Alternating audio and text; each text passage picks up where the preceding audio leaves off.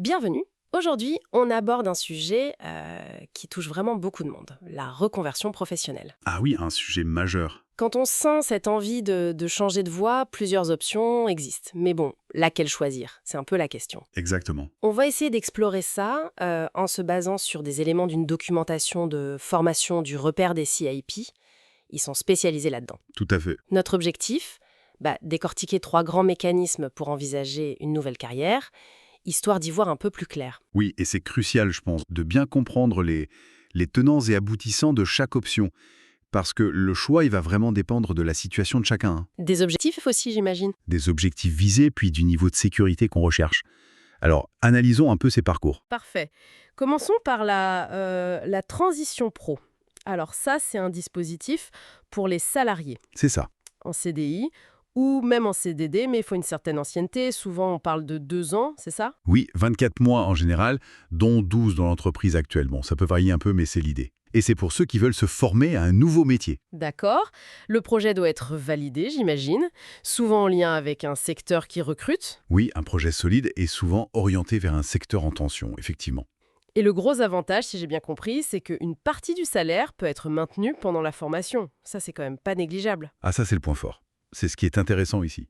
Vraiment, c'est cette sécurité qu'elle offre. Le maintien de salaire. Maintien de salaire, des aides financières possibles pour la formation aussi, et puis un accompagnement personnalisé pour monter le projet. C'est sécurisant, oui. Ok. Mais il y a un mais, j'imagine. Bah oui, il faut quand même noter les inconvénients. La complexité administrative du dossier, ça, c'est souvent souligné. Oh, et la paperasse. Voilà. Les délais aussi, parfois, avant de pouvoir démarrer concrètement. Et puis, l'engagement important que ça demande. Une formation, hein, ce n'est pas rien. D'accord. Donc une option solide, mais assez exigeante, en fait. C'est ça. Exigeante en préparation, en patience. Deuxième option qu'on entend souvent, la rupture conventionnelle. Oui. Alors là, c'est différent.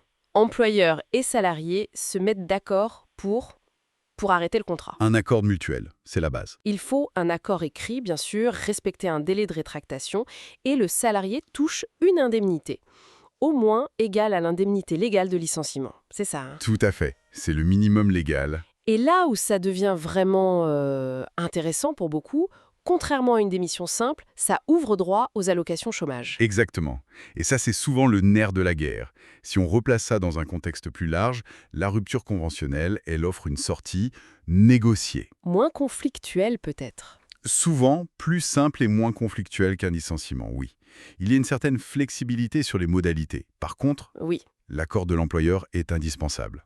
Ça, c'est le point crucial. Ah oui, si l'employeur refuse, Donc voilà, si la relation est tendue ou si l'entreprise n'est pas partante, ça peut coincer. Et surtout, autre différence majeure avec la transition pro, il n'y a pas d'accompagnement spécifique au projet de reconversion qui soit inclus là. donc on est un peu plus seul pour la suite. Voilà. La préparation du projet post-rupture, elle repose entièrement sur la personne.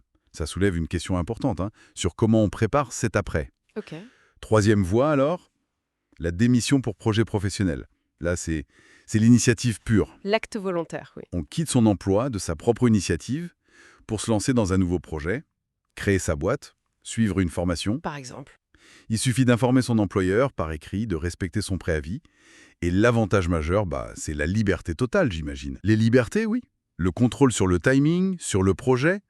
On ne dépend pas de l'accord de l'employeur. Mais il y a une contrepartie. Évidemment, la contrepartie de cette liberté, c'est une sécurité financière qui est bien moindre. En général, pas d'indemnité de départ Et pas de chômage. et pas d'accès immédiat à l'assurance chômage. Sauf si le projet est spécifiquement reconnu comme réel et sérieux avant de démissionner. Ah d'accord. C'est une nuance importante. Très importante. Ça passe souvent par une commission régionale et c'est typiquement pour une création d'entreprise bien ficelée ou une formation jugée indispensable et validée en amont. C'est spécifique.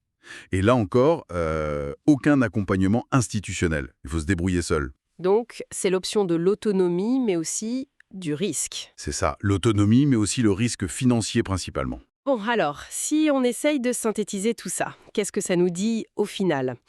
On a vu 3 portes d'entrée, en gros, vers une reconversion. C'est ça.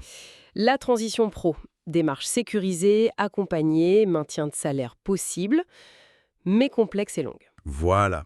La rupture conventionnelle, une sortie négociée qui ouvre droit au chômage, mais il faut l'accord de l'employeur et on prépare son projet seul. Tout à fait. Et enfin, la démission pour projet. La liberté totale d'action, mais avec plus de risques financiers et besoin d'être très autonome. Exactement. Le choix idéal, il n'existe pas dans l'absolu, hein.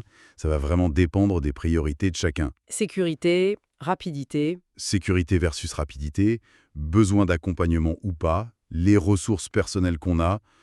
Évaluer sa propre situation, c'est fondamental avant de s'engager dans une voie ou l'autre. C'est clair. Et pour terminer, peut-être une piste de réflexion en plus, la documentation source mentionne aussi, assez brièvement, une autre possibilité, la VAE. Ah oui, la validation des acquis de l'expérience. Exactement. Une voie qui permettrait peut-être de faire reconnaître des compétences qu'on a déjà, sans forcément passer par une longue formation. Tout à fait. Obtenir un diplôme ou une certification sur la base de son expérience professionnelle. C'est une autre logique qui mérite d'être creusée aussi selon les cas. Voilà de quoi continuer à réfléchir.